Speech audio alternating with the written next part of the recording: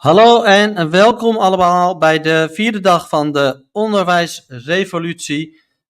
Leuk dat jullie er allemaal zijn. Het is de vierde dag van een programma van 5 dagen die wij bij de Paradijsvogel, mijn naam is overigens Jacke van der Brink, bestuurslid van de Paradijsvogel, die wij hebben opgestart omdat wij denken dat het onderwijs beter kan.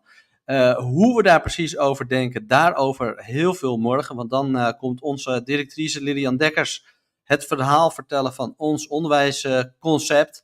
Het is heel fijn dat je deze video's kijkt, dat je ook mogelijk denkt, hey, het onderwijs kan beter. En als je daar aan mee wil helpen, dan is dat super mooi als je even deze video liked of nog beter er iets onder zet.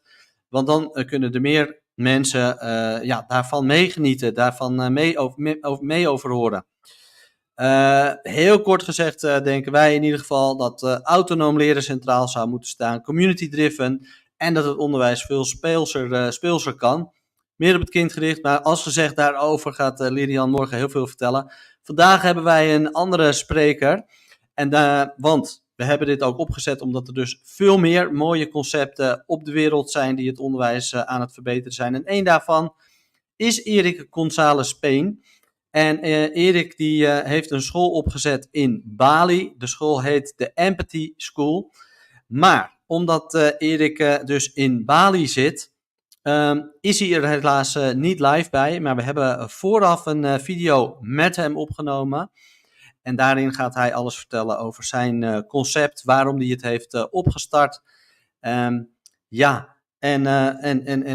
Wat hij daar doet. Maar omdat hij dus in Bali zit, het is daar midden in de nacht op dit moment, kunnen we hem er niet live bij houden. Dat betekent niet dat je geen vragen kan stellen. Die kan je in de chat stellen en die zullen we later behandelen. Dus heb je vragen, stel die dan vooral. En natuurlijk kan je ook gewoon bij ons op de website terecht. Daar kan je ook terecht om ons prachtige concept te helpen groeien. We willen het betaalbaarder maken voor meer leerlingen. En daarvoor hopen wij ook tijdens deze week funding op te halen. Dat lukt al heel aardig, want er zijn heel veel mensen die dit betaalbaarder willen krijgen voor meer kinderen. Maar eerst willen we zoveel mogelijk delen. Dus dat zijn we deze week aan het doen. Er is ook nog een bonusvideo die jullie dus niet live mee hebben gekregen, maar die ook op het YouTube-kanaal van de Paradijsvogel staat. En die is gemaakt door Tessa van Traveling the Young Ones. En die gaat specifiek eigenlijk ook over, zij heeft heel veel kennis over het onderwijs. En heeft daar dus ook haar ideeën over hoe dat beter kan. Maar het gaat ook over leerplicht. Dus ben je een reizend gezin, wil je tijdelijk in het buitenland wonen, dan is deze video ontzettend interessant voor jou. Veel mensen hebben hem al gekeken en leuk om de reacties daarop te horen. Dus hele waardevolle informatie ook. Maar nu ga ik zo snel mogelijk naar de video die we dus eerder hebben opgenomen met Erik. En daarna kom ik bij jullie terug. En als er vragen zijn, gooi ze in de chat. En dan gaan we met elkaar er even over spreken hoe we dat kunnen behandelen. Dus geniet van dit inspirerende verhaal van Erik. En dan zie ik jullie straks. Hallo en welkom allemaal bij deze dag. And from now on I will start talking in English because we have someone in the studio. This is a pre-recorded video. We have someone in the studio. It's in Bali. So this is also the reason why we're doing this evening, partly pre-recorded with Erik. He's from the Empathy School in Bali, so you already see this in the screen. And this is also the reason that we do a pre-recorded video, because when we will do it at 8 o'clock in the evening or 7 o'clock in the Netherlands, Rick, your time will be, it's Too not early. possible. It's not nice. But let's just start with introducing you and asking you, why are you in Bali? Because we already heard that's a very good story. Your name is Erik Gonzalez-Payne, and I hope I pronounced it right, because my English is not my native language, but this name is also maybe difficult for me. And you're the founder of the MT school, which is in Bali. So please tell us a little bit more about yourself and why did you start school? Okay. Okay, it's a great story. So, so right now I am a father of a 4-year-old and a 10-year-old. And Hmm. I remember when I've been a teacher for a long time, and I was traveling the world, teaching different areas, fell in love, I started having a family. And then people were telling me, they say, Eric, eventually you're going to have to go back to America, right? Because you're going to need to have a really good school for the kids. And you're a teacher, obviously, America's the place for you. I didn't want to go back to the US. I really wanted to continue seeing the world, and the world was amazing. So as my son got older, you know, and I kept, being a teacher. I kept teaching international schools. And then I thought to myself, what is my path? Am I going to be the principal of some big international school? And, my kids would go there, and would it be good enough? And then as I thought more, I realized it wouldn't. When I'm 100 years old on my deathbed, I would look back and I would regret it. I would say, no, I know the school system is broken. If I put my kids even in the best broken school, it still wouldn't be good enough. So it was that understanding that I said, okay, I have to really create a school based on how kids learn, that it doesn't the traditional school model isn't based on science. It's based on we do things the way grandma did things. And it's not always a good way. And that's the reality of that system. So I went to Harvard to study very specifically how to create a school that's evidence based. And then after that, it's about choosing the area. Actually, it was going to be Thailand, but in Thailand they have a burning season, and it's too hard to breathe. And then my wife was pregnant with her second child, and we had heard about Bali. We had heard about, giving water birth here, the midwives here. And we came here and we fell in love. It was 2019. We found the perfect place for the school. We started getting the land. 2020 comes around. You might have remembered something called COVID back then. It's been the history. I've never heard of So this. COVID hit, and it shut down the schools. Yeah. But I wasn't about to give up on my dream. So my son was, I believe, 5 or 6 years old at the time. We had several friends, and that's when we started the school, right in the May 2020, as COVID is spreading across the world. At that point, like, I knew all the research was saying that online learning for young children doesn't work. All the research pre-COVID said that. It still says that. But knowing that, and knowing schools are going online, I wasn't going to go online. So definitely that led to some friction. But we had a in-person school, as COVID starts expanding, and we tried to make it not just this traditional in-person school, because we want to follow the science of learning. And the science of learning doesn't say you need a concrete room, doesn't say you need air conditioning, doesn't say you need, four walls. There's No. zero evidence for all of that. In fact, the evidence points the other way. So we built a nature school. So right now, Empathy School is a very large campus. It's well over a hectare of land. If you include the rice fields in the jungle, maybe 2 or more hectares of land. We have 100 students. There's tons of room for the kids to run around. And it's always been this way because the science of learning is really clear. We've known it for a very long time. Kids need to move. I have a terrible joke. I hate it so much, but see if you can answer that correctly. What is the only creature in the world that sits down all day and just waits and waits and waits? I'm The thinking child. of Modern school system. yeah. No animal does it. No No. animal sits down all day. Only we expect kids to go to a traditional school and sit down all day and not have the freedom of movement, which their bodies are naturally designed to move, to run, to climb, to play. And Yeah. all the evidence shows us that when kids are in an academic school environment and they can run, jump, play, be in a green environment, all of these things lead to better academic outcomes. So then why do we keep using it? And that's my story about why I founded the school. It's a great story, and I like the fact that your own kids were, you know, in the beginning, yeah, why you started this mission, and also you wanting to travel, wanting to explore. We see this also in the Paradijsvogel a lot. Parents that are, I mean, you were a teacher, but in the Paradijsvogel there were some people that were never about to go into education, uh, but now are doing it also because of the same, background with wanting something that was better for the kids and seeing that some things were not working and we needed to change Yes. something. So we needed the revolution. So I really like where you started, and yeah, the part of having freedom to move in every kind of Mhm. way is very interesting. So there is one concept that you were breaking down, like you have to sit in a room and have to be, yeah. Were there other concepts as well that you discovered Mm. that that were so based on how we look at schools, and then you think like, hey, doesn't have to be like this?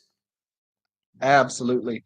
So it's in the name of the school, empathy. Hmm. So empathy or emotional intelligence or whatever you want to call it, it is the single largest factor that will determine your success in life, your kid's success in life. Emotional intelligence means, can you communicate with people? Can you understand people? Can you not control your emotions, but regulate your emotions? So we know from copious research that these are extremely important skills. And we also know they're hard to teach.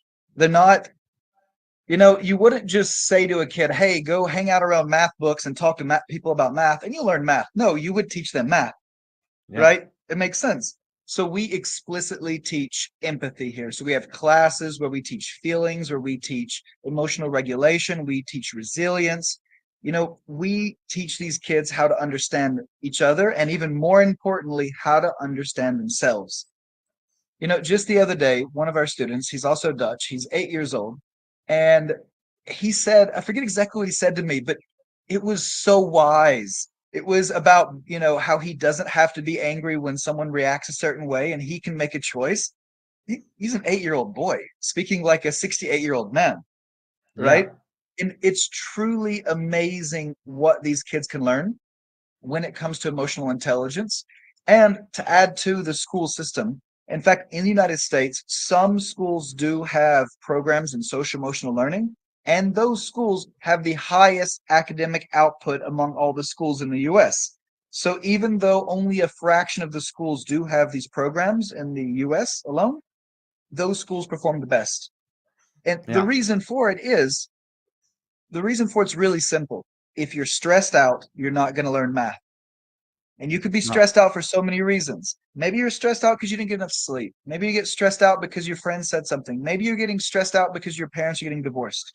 The thing is, whatever it is that's catalyzing that stress, we can teach the kid how to handle it. We can support the kid. We can pull the kid out of math class. If your parents are going through a divorce, it's a pretty big one. You don't need to Yeah. be in math class. We need to be No. supporting you. You will not learn math at that time. Yeah. And then, if you're talking about empathy and lessons that you give for this, Mhm. um, for me it's interesting because when I look back at the time that I were in school, I was getting rate between 1 and a 10 for everything that I used to learn. And then I would say, how can you do this with empathy? Do you have to do it? Is this another thing that you have to break down? Because I remember my school time as the time that I always try to get the 6, because then I just did enough to, Yeah. be Yeah. okay. Which also says something about how we look at schools, because I was not the only one that was going for the 6, of course. Um, Yes. how do you do this at the empathy school? Sure. So the first thing is to support empathy, we do not do extrinsic rewards or punishments, Oh, right? So, yes, we assess the kid. We assess every kid on their math ability, on their English ability, on their science ability. We talk to the parents about it and we support the kid in learning, but we do not give them a number. There is no research that says the number is a good thing. In fact, all the research says exactly the opposite. It says when you give a kid a number, one of two things will happen, right? One, they will feel bad about themselves and maybe not try, which is the worst case scenario, right? yes. Or they'll feel maybe good about themselves and become a bit egotistical. right? Which is also not a positive outcome. The No. thing is, a grade system doesn't make sense. In fact, with measuring empathy, obviously grades are impossible. But Yeah. even when measuring math, it's still arbitrary. So I've been a teacher a long time. If I were to take a student, any student I've ever taught, and I give them these different math quizzes over the course of their lifetime, their score is going up and down, up and down, up and down, because you're only measuring a really, really small part of what they learn. The Yeah. problem with quizzes is they aren't very good. They're cheap, they're easy, right? But they don't give you good data. If you really want to know a child's math ability, you don't give them a score. You sit down with them and you ask them the question, and you say, "Hey, what's 10 times 55?" And then you listen to them. You see how they answer the question. It's not about being right or wrong. It's about the logical thought process, Yes. right? So It's so unfortunately, it's the so entire grade interesting. system doesn't work. It's so interesting that you're telling this, and we know it's true what you're telling. Everyone that will hear this will say, "Yeah, this is a fact." And still, the school system is so much based on marks. But okay, let's go to the second one because you get a very high mark for this answer. So let's go to the second one. What's the most important ingredient of the empathy school, and why or how Hmm. did you integrate this? Was it Hmm. difficult to do it? Yeah. So I'm gonna build on to what I was talking about earlier about, well, school's called empathy, right? So when one of the really difficult things, right, when you're trying to change a school system itself, the really difficult thing is that teachers come in with a very specific mentality, right? It doesn't matter where the teachers came from. We have teachers from many, many countries, but sometimes they don't have the emotional intelligence skills that they need to truly thrive, Mm, especially when you're using no punishments and no rewards. Does the teacher have their own ability to self-regulate? Right? There's a lot of skills. So because of that, even on day one, I started being the trainer. I would teach my teachers. So our teachers here have about 400 hours per year of training. And a huge percent of that is how to be empathetic to your students and also to yourself. yeah. We have a wellness room here, a peace room. And if a kid is stressed out or a teacher is stressed out, they're welcome to go there, right? It's really about being human in all of these aspects. And yes, from an administration point of view, it's more difficult. If my teacher says they're stressed and they can't teach math, I have to find a substitute. But it's good because you don't want that stressed teacher teaching math. You want to No. find out why they're stressed and help them. So we try to create an entire system of how to do it and to integrate it. It's not easy. It's a lot of work, but it becomes easier over time because, at this point, some of my teachers have been around for 3 or 4 years and they know the system so well, and it's truly amazing to know who they were and know who they are now, and just to see their empathy skills and see how they communicate with others and communicate with the kids and communicate with themselves. It's just truly remarkable. Can you give some examples of the outcome of this system? Sure.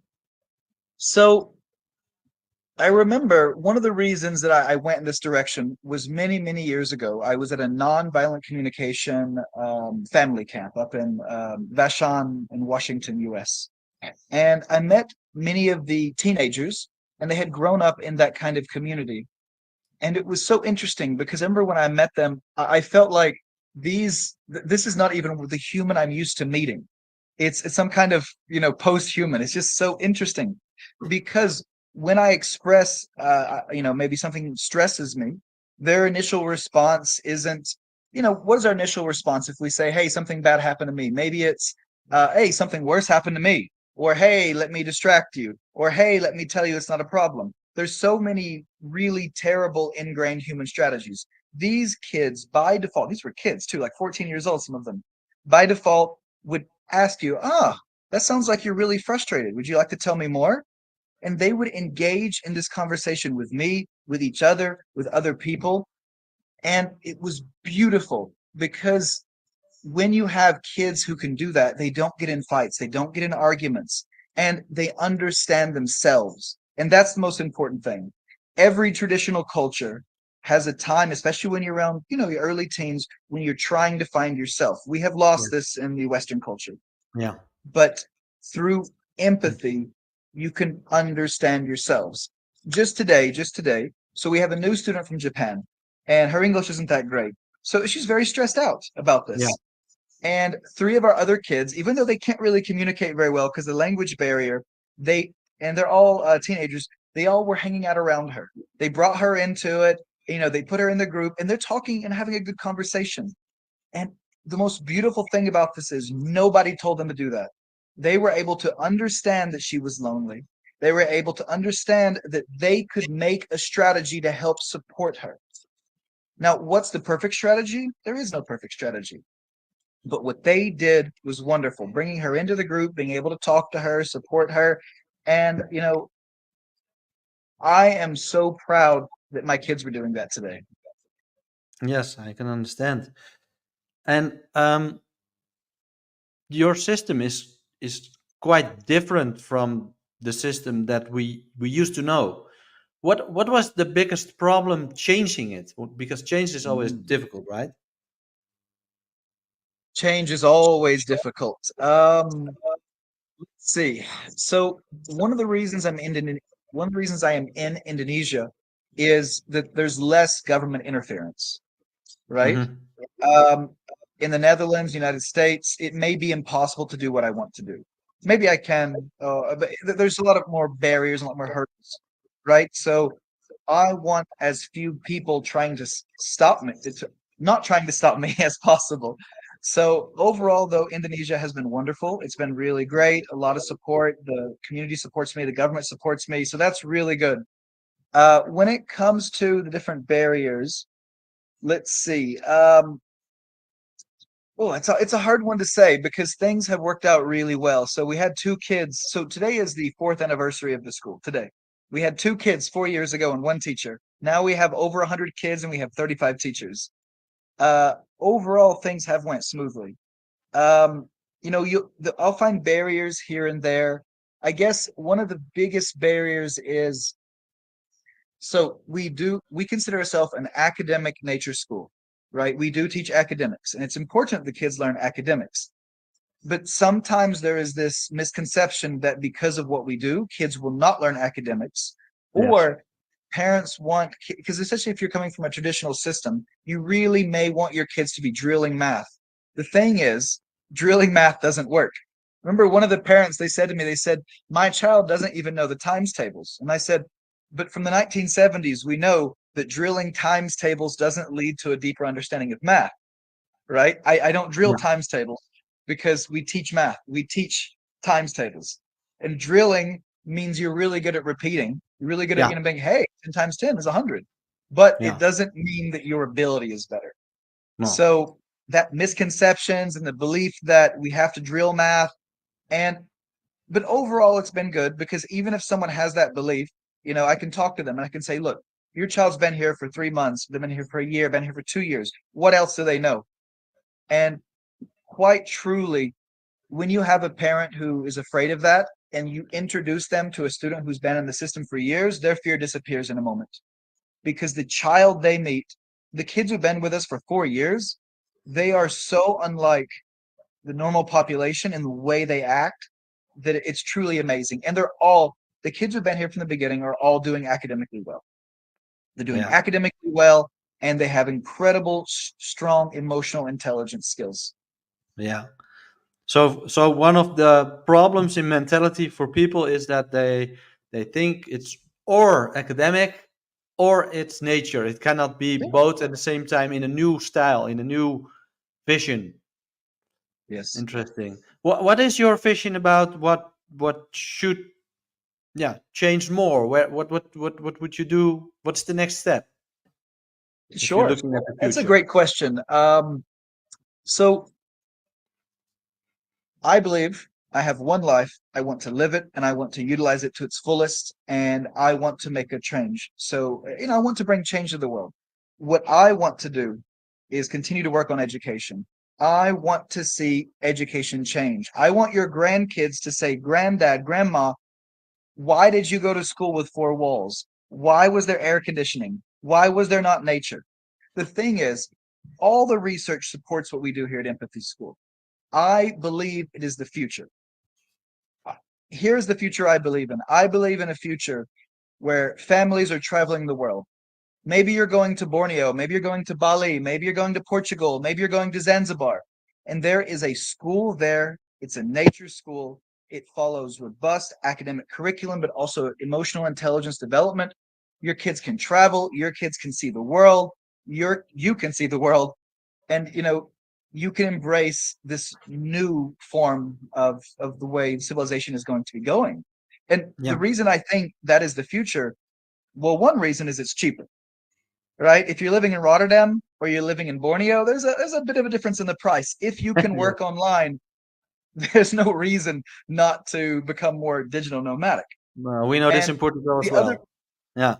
yes, another reason, I can add something fun from the Netherlands. There was a new study that came out recently, or maybe they're releasing it right now, from the Netherlands, and it's on kindergartens in the Netherlands.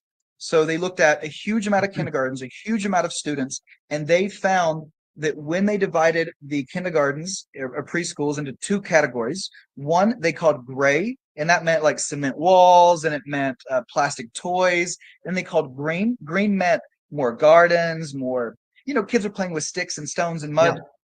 And they found that the the kids in the more green kindergartens learn twice as much vocabulary as the ones in gray kindergartens. Twice as much.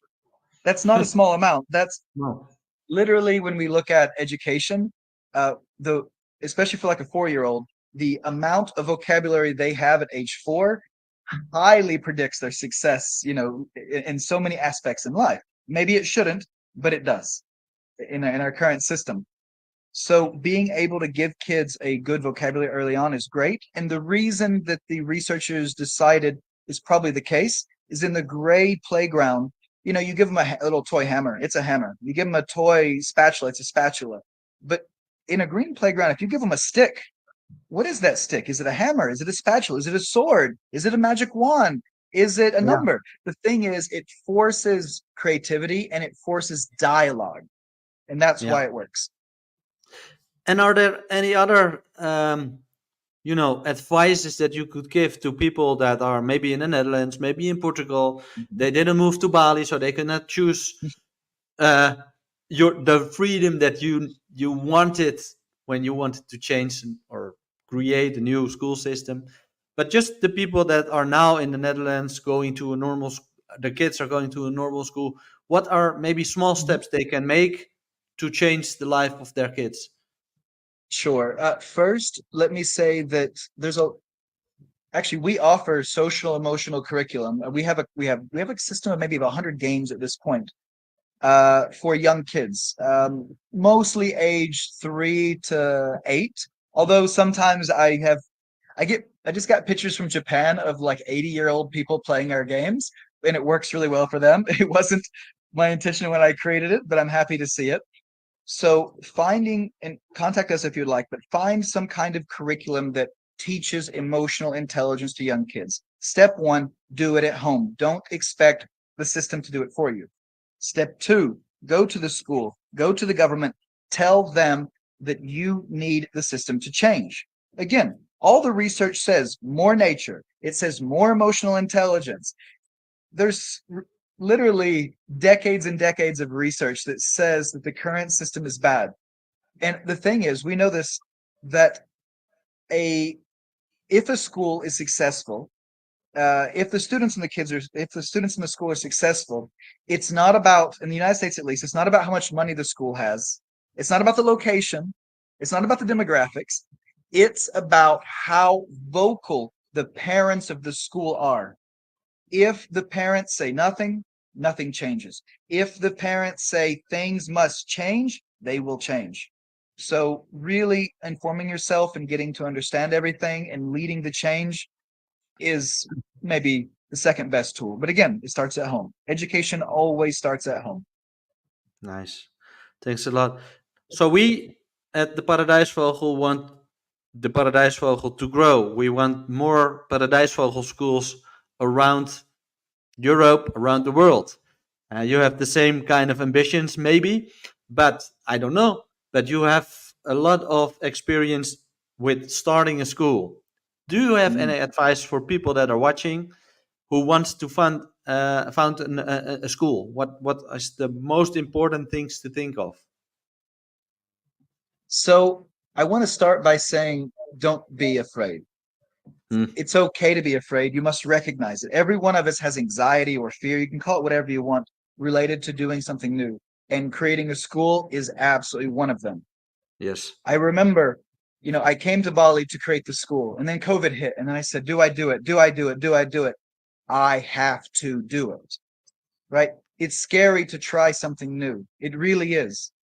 But remember, what you are doing is the right thing. It is the best for your kids. It is the best for the other kids.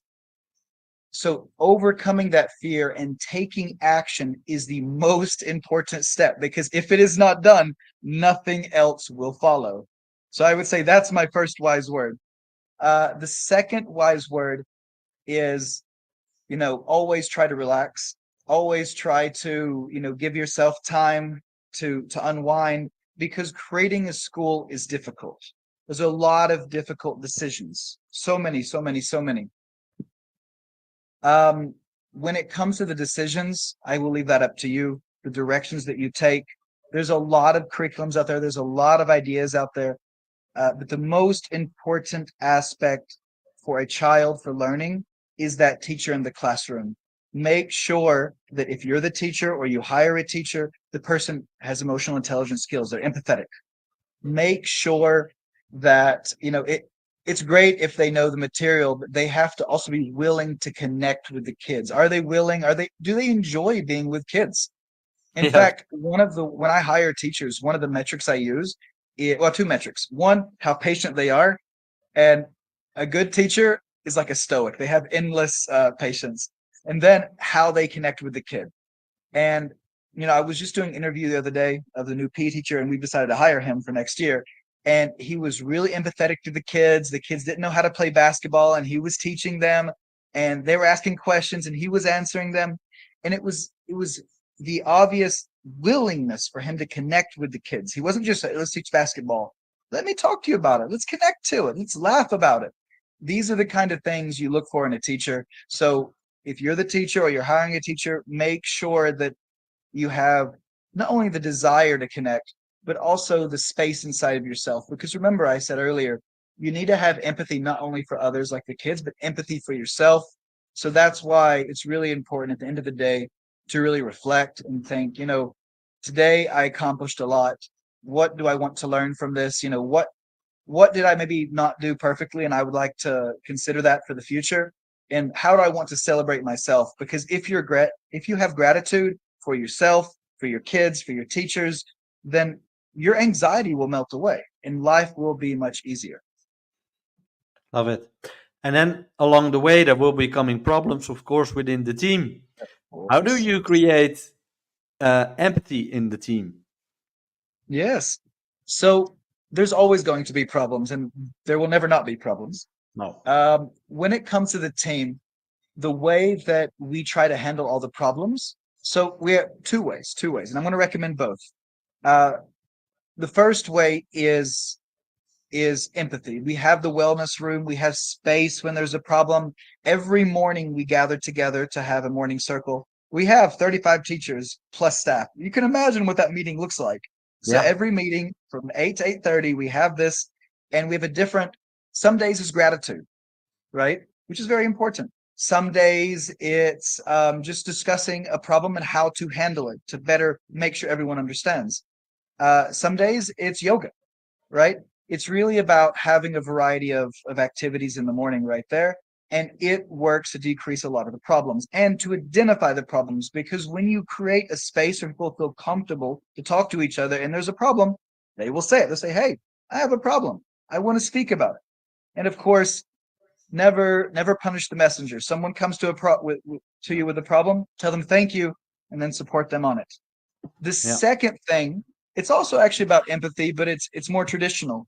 Um, when it comes to the rules of a school, we all look for clarity, right?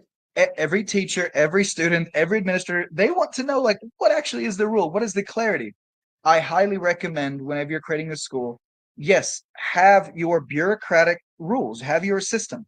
Now, it doesn't mean things can't change, right? We have this very large list of how we handle disciplines. If this happens, we take this action. If this happens, we take this action.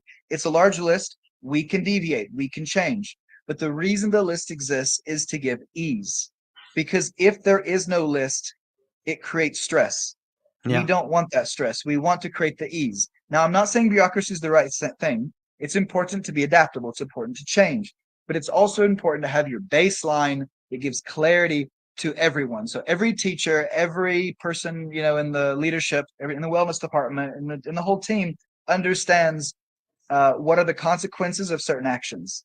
I mentioned earlier we don't do punishments, rewards, and we do not, but we do consequences because there has to be consequences to certain actions. If one kid hits another kid, it's not about punishing them and saying, I'm going to hurt you for what you did, or I'm going to do something cruel to you.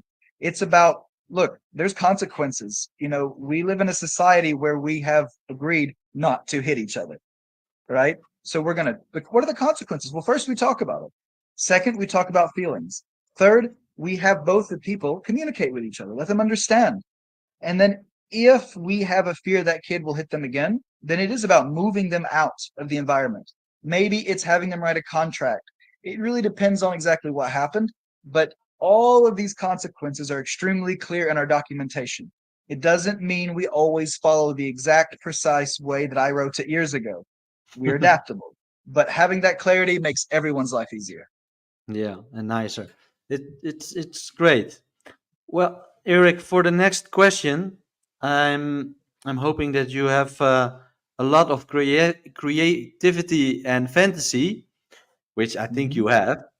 Because in the next situation, you have to go back to the States. I'm sorry. I know Oh, that you went to Bali because you had more freedom to move and oh, create things wow. the way you wanted it. But for this time, you have to go back. But you have a nice situation because in the States, they found out about you and they said, ooh, this guy knows how to change things. So you get the totally carte blanche by the Ministry of Wow. Education to redesign the entire school system in the States. Now, you Mm. don't have to tell me the whole list that you are going to change, but the first things that you were going to do, what would you do? Um, I guess it would probably be mandatory trainings for teachers on emotional intelligence to support them Yeah. because a good teacher is a good classroom. So that's step one. On top of the next step is to bring in more emotional intelligence or social emotional learning curriculum into the classroom to support the teachers. I can't expect the teachers to make everything. I need to support them. The third one is to bring more nature. Again, we talked about nature several times, and the research is clear. And America's a big place. Netherlands is a big place. In fact, almost every school in the world could bring in more nature. Schools choose not to have nature. Okay, it's very easy to have more nature. Most schools are making active choices not to have more nature. It's very rare that you're in a mega city, right, and that you can't do this. Even in mega cities, I've seen plenty of places try to bring in more greenery, bring in more nature. Yeah. So I would want to see that in every single school, and I'd also see more playtime. So research also shows that, especially with young kids, playtime leads to higher academic learning, a higher mood, more abilities to communicate with other people, including more vocabulary. So So play how is many important, times a day especially is play this? in nature. So how Hmm? many times a day is this? The playtime? How many is it every hour? Is it It's a good question. So let me explain what we do at Empathy School yeah. and then explain some other ideas. So at Empathy School, one of the ways that we handle playtime, because playtime, it's two aspects. One is the physical movement, but it's also time with friends. Yeah. So one of the tricks that we have actually is we designed the campus so the classrooms are very far from each other. So, you're 8 years old, you just had your math class. Oh, you have to go to English class. It's 400 meters over that way. Oh, okay. So you're going to go. You're doing physical movement, right? And this actually leads to more endorphins in the brain. It leads to more learning because a higher level of focus, right? So one of the kids a while back, the 8-year-old kid I mentioned earlier, his father put a pedometer on him, and I kid you not, he walks 12,000 steps. Now his legs are only like, this long, so Yeah. I'm not, sure how many kilometers that is, but 12,000 steps, it's a lot. But it shows you, and he's very physically fit, all the kids here are, but it shows you that he's moving, and this movement leads to higher endorphins, better physical state, and of course, more learning.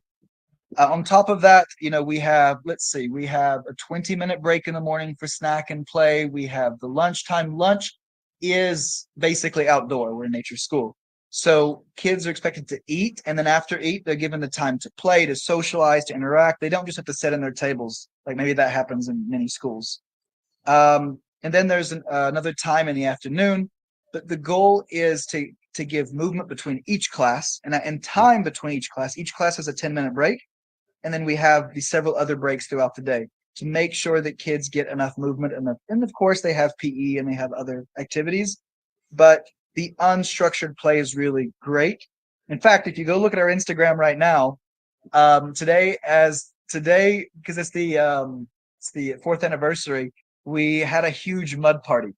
So we Yeah. have all of our kids absolutely covered in mud. It's just the most beautiful pictures of jumping in the mud and just having so much fun. And it's a great activity, great for the microbiome, and really good for the kids' understanding of the world. Nice. And then, what is the hardest thing to change the mind of the parents, or to change the mind of the government? Yes. Oof. Um, that's a hard one. So this any system doesn't want to change. It doesn't matter. The larger it is, the more difficult it is to change. It's that simple.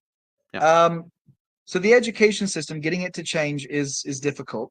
I think getting individual parents to change is much easier. But of course, we all as parents, we have anxiety. Will our kids be successful? We want them to be successful. The thing is that many of us were raised believing that scores lead to success. But it's really important to understand that the research shows that scores aren't correlated with success. In fact, in the United States, if you made so we have a 4.0 GPA system. And if you made a 3 or a 3.5, you're more likely to be the boss of the person who made a 4.0. And wait a minute, if people who are going to be the bosses made a lower score than people who are working for them, our system is broken. Like, it doesn't successfully measure success. And the No. problem is we tell us that it does, and we say, hey, go, get a perfect A, get a higher score. Where sometimes actually that will lead to a lower lifetime success for your child. It's really hard. I'm not saying there's an easy answer. It's really difficult, but the truth is you have to truly understand your child, understand the system, and understand that grades do not predict success. Do not. There's it's hilarious, but there's no studies that show us that grades predict success. In fact, the what is it? In the United States, we have the SAT, which is the exam to get into universities. And the SAT is correlated to one thing. It's not correlated to how much you study. It's not correlated to how rich your school is. It's not correlated to your, lifetime performance or even your grades in university. It's correlated to how rich your parents are. Literally, the only way to see the score in the US is to say, wow, it's like 1-to-1 correlation with income of parents. And it is, because people with more money send their kids to test prep, Yeah. because the SAT is about taking the test, not about the knowledge, Yeah. right? If you know how to take the test, you do way better than someone who doesn't know, even if they know more. And that's the reality of it. That's the reality of the entire system which we have created, this false grading system. Yeah. So back to your question then, changing the individual is easier. Changing the whole government or the whole system, oof. I mean, you would think in a democracy it'd be easier, right? But it's just the system is so slow to change. And Yes. the reality is our kids can't wait, right? Do you really want to wait for your grandkids to change the system? I don't think so. So No. given that's the reality, it is difficult. And that's actually the reason that I'm in Bali and I think you're in Portugal. Yeah, that's true. So, Eric, the This will be my last question, because I just heard you have a good party that you need to celebrate with the 4 years anniversary. But I think this is a beautiful last question. Like, the people that are watching this video and going to chat with us later on today, um, they are open for change. Otherwise, they wouldn't start it going to the school revolution that we're doing this week. But they are scared just like you were when you started. You just told us. So this is the last question. What can you tell people that are scared to make a change for their kids? Mm. What can you tell them? And why are you so proud that you did it? Yes. So I'm going to say, so I've mentioned many things, and I think they're all part of the correct answer, but there's one thing I haven't mentioned. Allies. Find people, myself, Jaco, find people like us who believe in this and will support you. Um, so, for example, when I created my school, I reached out to Kiran. She is the founder of Riverside School India. It's about 20 years old, truly remarkable school.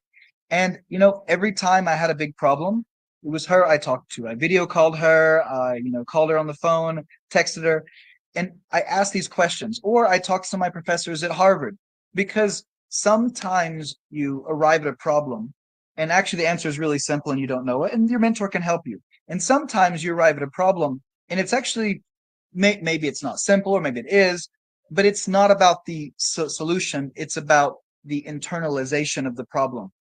And you need other people, allies to talk to. They can be Yeah. friends, but I always recommend mentors.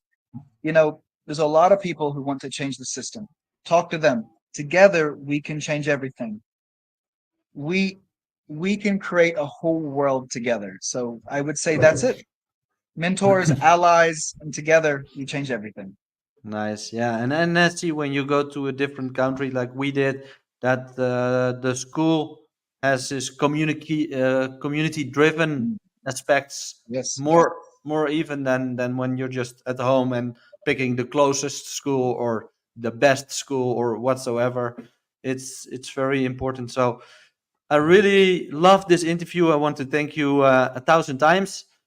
And yeah, let's stay in touch to learn about the systems and the things we are doing. Thank you very much. Mhm.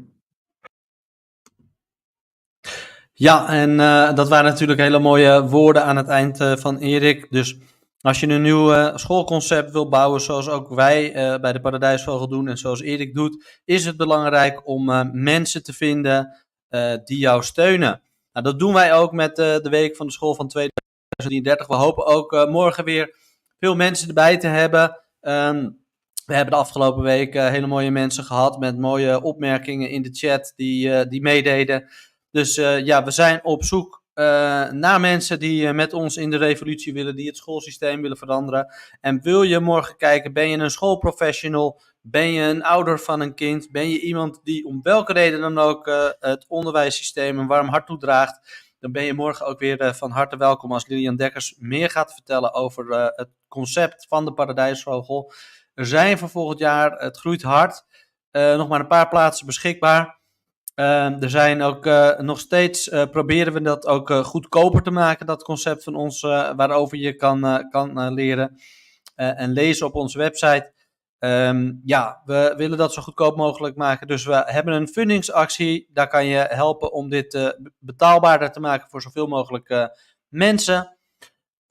Ga naar onze website en lees meer over de revolutie, maar ook over ons schoolconcept. Maar wat je nog beter kan doen, is morgen luisteren naar het inspirerende verhaal van Lilian Dekkers over onze school. Ik wil jullie enorm danken voor jullie aandacht. Wil je nog even meer over Erik en zijn school die hij in Bali heeft opgezet? We zijn Erik ontzettend dankbaar voor zijn inspirerende verhaal. Hij ligt nu vermoedelijk lekker te slapen. Maar dan kan je dat vinden op deze website.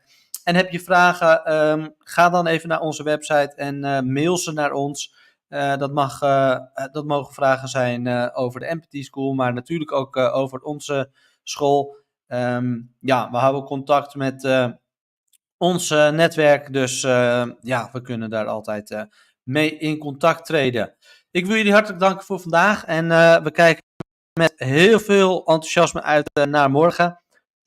Ja, ben je geïnteresseerd in de Paradijsvogelschool? Kun je daarover al je vragen stellen voor jouw kinderen? Ben je geïnteresseerd om een school op te zetten en met ons daaraan te gaan werken? Dan kan je ook daarover al je vragen stellen.